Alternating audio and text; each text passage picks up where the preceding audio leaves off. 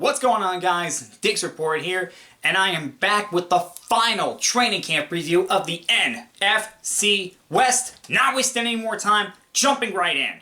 Alright, first question with the Arizona Cardinals is, can they get back to the playoffs this year? Last year, they were so close. They were in it till the end, but they could not secure that playoff spot.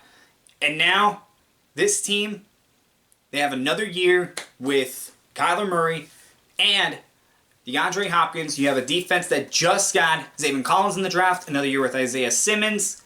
Is this the year Arizona gets back to the playoffs? We're going to find out.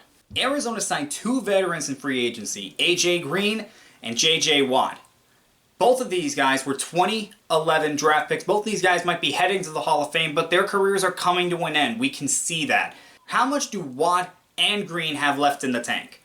How much do they have left? If they can get something out of both of these players, then the Cardinals, they're going to be in really good shape because these are two veterans. These are going to be guys that are going to be leaders in the locker room. These are guys that want to win, and they want to win now. And finally, Patrick Peterson. Patrick Peterson is no longer an Arizona Cardinal. He is now with the Minnesota Vikings. How are they going to replace him? Yes, Peterson was not the same guy the past few seasons, but he was still a great player for them. He had been a great player for them, and he was a leader on that team. How do they replace that in the secondary? For the Los Angeles Rams, they traded for Matthew Stafford. They traded Jared Goff to Detroit, and they get Stafford. How is this team going to be with him? You would think that it would be better because Stafford is considered a better quarterback. However, how is this really going to go? Is Stafford going to be able to fit in with the offense, and are they going to be able to follow his lead? Leonard Floyd was a great story for the Rams in 2020. This was a guy that was a first-round pick for the Bears, never really lived up to expectations. He signed a one-year deal with the Rams, and he had a breakout season. He had 10.5 sacks, and he was rewarded with a new contract. Is he going to be able to live up to that contract? Is he still going to be the same Leonard Floyd from 2020, or is he going to be the Leonard Floyd with the Chicago Bears? And lastly, how far can this team go? If Stafford plays amazing, then the Rams have a shot to win the division and maybe even get back to the Super Bowl. However, if Stafford doesn't, then I don't know what's going to happen with this team. This team really is dependent on how their quarterback play is. San Francisco drafted Trey Lance 3rd overall in the draft. They still have Jimmy G. He's coming off an injury. Now, Trey Lance, he is not going to be ready right away. He's considered a raw prospect at the quarterback position. However, how long can they wait? Is Jimmy G going to be able to play well enough to where they can have Trey Lance sit on the bench for a while? That's the question right now. Is Jimmy G going to be healthy, and how well is he going to play? We know how well he can play, but will he? San Francisco lost a lot of players to injury last year. They lost Nick Bosa. They lost a lot of their running backs. They lost plenty of receivers. And, of course, Jimmy Garoppolo. How are these players going to be coming back from injury? San Francisco in 2018 and 2020, they suffered a lot of injuries, and it really hurt their season. With these players coming back, what is their ceiling if these players do stay healthy? Can they get back to the Super Bowl?